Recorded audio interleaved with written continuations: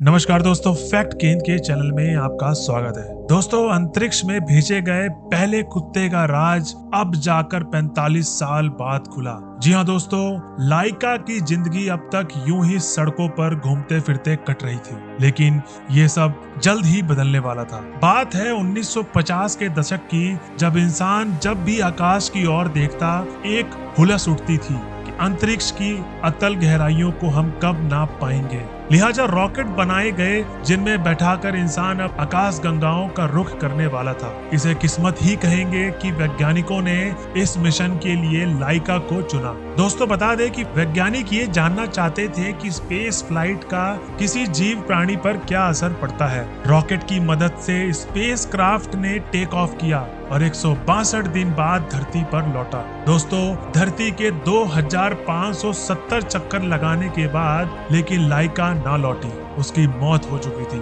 जी हाँ दोस्तों, इसके बाद नील आर्मस्ट्रांग ने चांद पर कदम रखा और घोषणा की, इंसान का छोटा सा कदम इंसानियत के लिए लंबी छलांग। बात वाजिब थी लेकिन पूरी नहीं। असलियत में ये छोटा सा कदम सिर्फ इंसान का नहीं था, एक छोटा सा पंजा भी इसमें शामिल था, एक कुत्ता जिसका नाम था लाइका। जी हाँ दोस्तों, शुरुआत एक तारीख से जो 4 अक्टूबर 1957 अमेरिकी राष्ट्रपति आइजनहावर के दफ्तर में गहमा गहमी और दिनों से कुछ ज्यादा थी।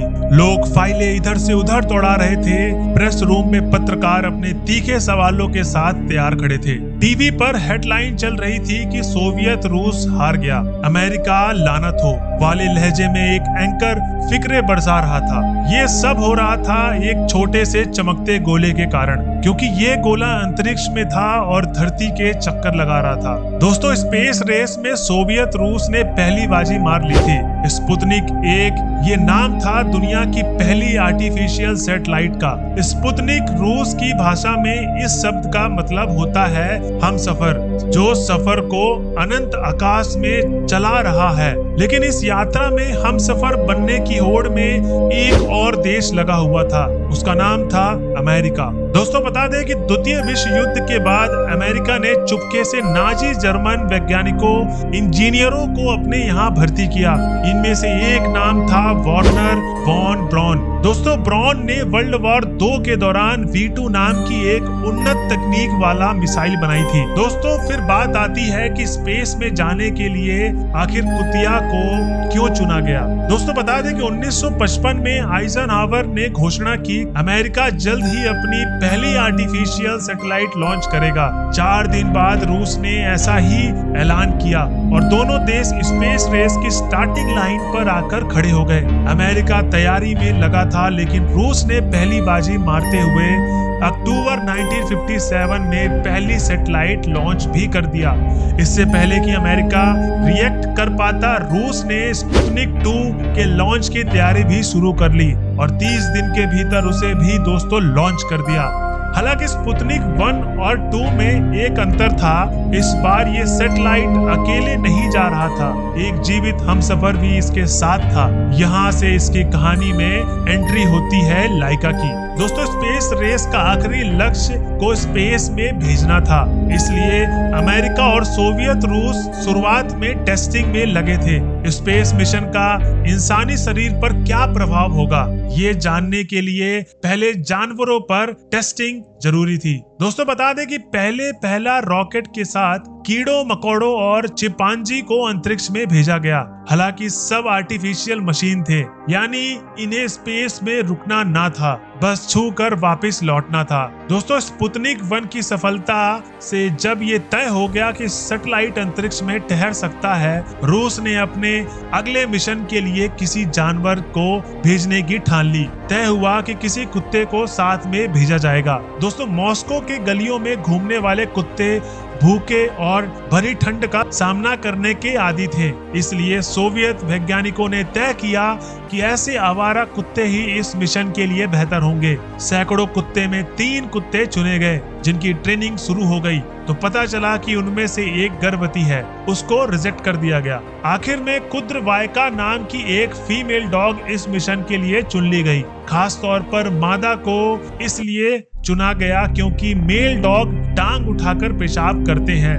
इस वजह से स्पेसक्राफ्ट का आकार बड़ा बनाना पड़ता, जिससे भार बढ़ता है और साथ ही बढ़ती तकनीकी दिक्कतें होती। दोस्तों 3 साल की उम्र की कुद्रवायका के साथ ये दिक्कत ना थी। 5 किलो वजन था और आकार एकदम छोटा। उसका रंग सफेद और भूरे का मिश्रण था और टेस्ट में उसने सबसे बेहतर प्रदर्शन किया था। सोवियत अधिकारियों ने बकायदा उसे प्रेस से भी रूबरू करवाया। यहाँ जब उसने भौंकना शुरू किया तो प्रेस ने एक और नामकरण करते हुए उसका नाम लाइका रख दिया। रूसी भाषा में इसका अर्थ होता है भौंकने वाला। दोस्तों तब लाइका की चर्चा सिर्फ सोवियत रूस ही नहीं, अमेरिका में भी थी। अमेरिकी प्रेस ने उसे एक और नाम दिया, मटनीक, स्पुतनिक नाम का बिगड़ा हुआ स्वरूप। इस मिशन की देखरेख करने वाले एक वैज्ञानिक डॉक्टर ने सोवियत स्पेस मिशन पर लिखी एक किताब में लाइका का जिक्र किया है। वो लिखते हैं कि लॉन्च के 1 रोज पहले वो लाइका को अपने घर ले गए थे ताकि वो उन्हें आखिरी कुछ घंटों में आराम से रख सके। इस करुणा का एक कारण ये भी था कि लाइका के लिए ये धरती पर उसका आखिरी वक्त था। स्पुतनिक 2 में वो तकनीक नहीं थी कि उसे वापस लाया जा सके। दोस्तों लौटाने की यात्रा में धरती के वातावरण में दाखिल होते ही सैटेलाइट भस्म हो जाने वाला था। हालांकि लाइका इतनी भी यात्रा नहीं करने वाली थी। वैज्ञानिकों को इल्म था कि कुछ दिन के अंदर ही स्पेस में उसकी मौत हो जाएगी, इसलिए उसकी खुराक में एक धीमा जहर मिलाया गया था ताकि बिना तकलीफ के वो शांति से मर सके। मरने से पहले उसके शरीर से मिलने वाला डेटा इकट्ठा किए जाना था। इसके लिए ऑपरेशन के जरिए धड़काना, बीपी और सांस मापने वाले सेंसर उसके शरीर में लगाए गए। इसके बाद स्पुतनिक लॉन्च के लिए तैयार था। दोस्तों बता दें कि 3 नवंबर 1957 की तारीख लाइका के शरीर पर आयोडीन का घोल लगाया गया। टेक्नीशियन ने उसके लिए बनाए हुए चैम्बर में उसे बिठाया और शाम 7:22 पर रॉकेट ने उड़ान ले ली। कुछ मिनटों के अंदर अंतरिक्ष में दाखिल हो गया और पूरी सोवियत संघ के लिए लाइका हीरो बन गई। हालांकि सोवियत रूस से बाहर कई लोगों ने इसका विरोध भी किया।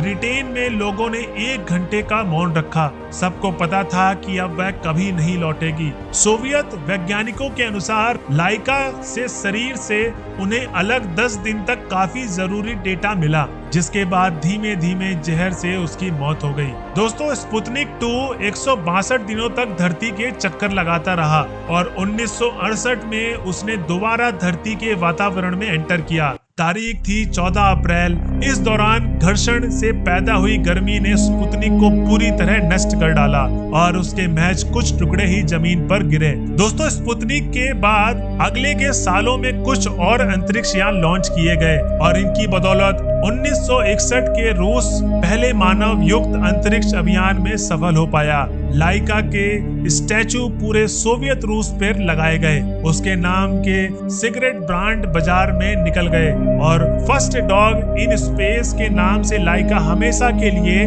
मशहूर हो गई। सोवियत अधिकारियों के अनुसार उसकी कुर्बानी ने स्पेस टेक्नोलॉजी को आगे बढ़ाने में महत्वपूर्ण योगदान दिया था, लेकिन ना तो कुर्बानी लाइका ने अपनी मर्जी से दी और ना ही ये महत्वपूर्ण योगदान वाली बात पूरी तरीके से सही थी।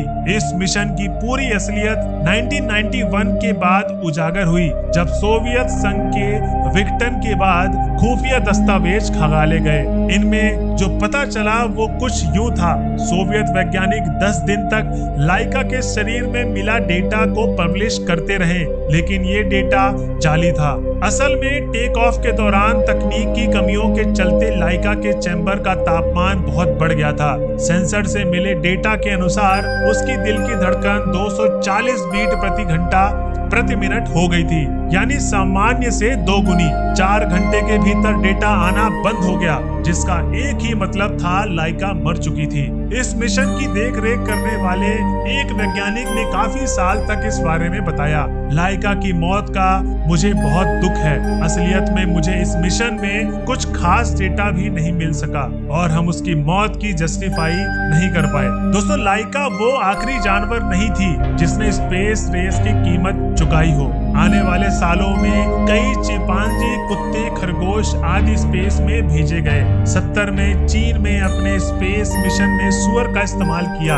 21वीं सदी में स्पेस एक्स आदि कंपनियों स्पेस कार्यक्रम के लिए जानवरों का इस्तेमाल करती है। और जहां तक भारत की बात है, साल 2007 से इसरो ने गंगायान मिशन शुरुआत कर दी थी, जिसका पहला स्टेज इसी साल यानी 2023 में शुरू होने की उम्मीद थी। हालांकि इसरो के अनुसार इस मिशन में टेस्टिंग के लिए भी किसी जानवर का इस्तेमाल नहीं किया जाएगा। तो दोस्तों, ये थी हमारी जानकारी कि स्पेस में कौन से जानवर को सबसे पहले भेजा गया।